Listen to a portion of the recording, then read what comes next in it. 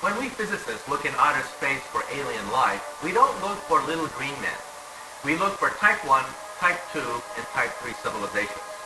A Type 1 civilization has harnessed its planetary power. They control earthquakes, the weather, volcanoes. They have cities on the ocean. Anything planetary, they control. That's Type 1. A Type 2 civilization is stellar. They've exhausted the power of the planet, and they get their energy directly from their mother star. They just don't get a suntan on a weekend. They use solar flares. They use the power of the sun itself to energize their huge machines. Eventually, they exhaust the power of a star, and they go galactic. They harness the power of billions of stars within a galaxy. Now, for example, Buck Rogers would correspond to a Type 1 civilization, a planetary civilization. Star Trek and the Federation of Planets, who have colonized the two-star systems, would correspond to a Type 2 system. And the Empire of Star Wars would correspond to a Type 3 civilization. Now, what are we on this scale? We are Type 0. We don't even rate on this scale. We get our energy from, not from stars or galaxies, we get our energy from dead plants, oil and coal.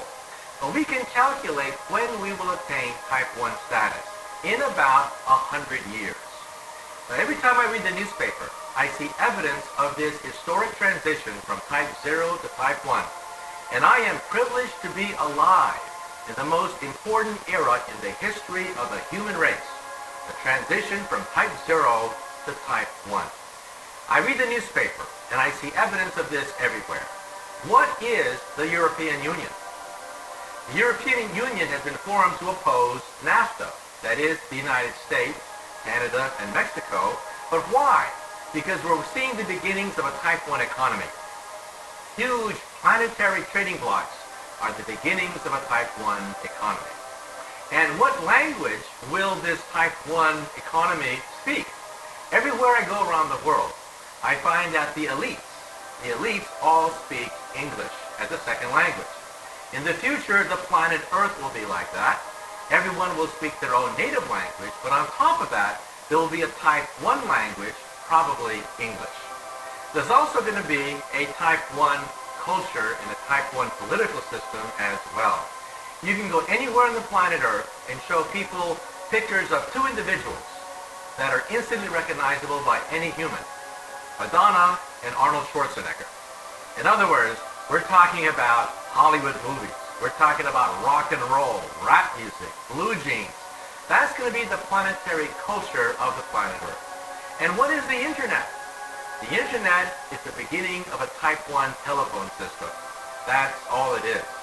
And so this transition is perhaps the most important transition of all time. Some people don't want it. They fear this transition because this transition is to a planetary civilization tolerant of many cultures. These are the terrorists. In their gut, they fear this because they know they are witnessing the birth pangs of the beginning of a new planetary civilization, and the terrorists want nothing to do with it. This transition is also the most important because it's not clear if we're going to make it. When we look at outer space, we see no evidence of Type 1, 2, or 3 anywhere. No evidence whatsoever. The mathematics say that there should be thousands of Type 1, 2, and 3 civilizations in the galaxy. We see no evidence of any whatsoever. And why is that? Because the transition from Type 0 to Type 1 is the most dangerous of all transitions. We may not make it. It's a race against time. On one hand, we have the forces of integration, the forces of tolerance, and multicultural fabric emerging before our eyes. On the other hand, we have weapons of mass destruction, germ warfare, nuclear warfare, also the rise of international terrorism. They are obstacles to reaching a Type 1 civilization. So in other words, perhaps they didn't make it in outer space.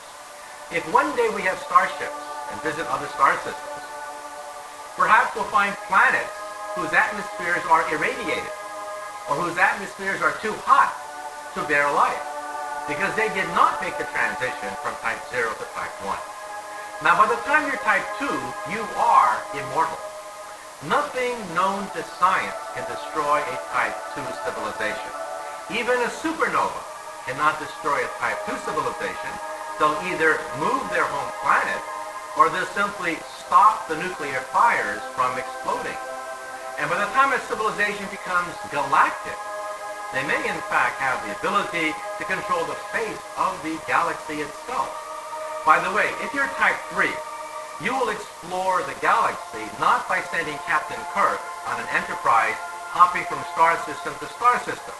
That would take millions of years to explore the Milky Way galaxy. The way you do it is you would create a robot. Have the robot land on a moon. It would create a factory. It would make millions of copies of itself on this moon, which is quite stable, and send these to other moons. Then each of these would create another factory. Starting with one robot, you would have a million, then a million, and a million, until you had a sphere expanding near the speed of light, containing trillions of these robots. They would land on a moon and simply wait. Wait for a type 0 civilization to become type 1. Now, where have you seen that before? This is the basis of the movie 2001. The movie 2001 is perhaps the most authentic rendition of the encounter of a type 0 civilization with a type 3 civilization. Now, at the beginning of the movie, Stanley Kubrick interviewed many leading astronomers and scientists, and we laid out this scenario that the most efficient way to colonize a galaxy is to send robots, have them land on the moon, and create a factory, and then they would shoot out and colonize other moons. But at the last minute, Kubrick cut the first 5 minutes of his own film, and the film became super mystical. But the next time you see that movie, realize that the monolith on the moon is perhaps a remnant of a passing type 3 civilization waiting for our type 0 civilization to become type 1. And how long before we have an operating moon base capable of detecting such a monolith? Perhaps 100 years. So again, the generation now alive and our grandchildren are the most important generations ever to walk the surface of the earth. We are the generations that will determine whether we make the transition from type 0 to type 1, or we destroy ourselves because of our arrogance and our weapons. If there are other civilizations which are older than our own and have got much further than we have, they must have very advanced technologies. And I wonder what form these technologies take. Well, again, very difficult to estimate, but there are stars which are billions of years older than our sun. Some of them very likely have planets, and therefore I can imagine civilizations immensely beyond the capabilities of our own.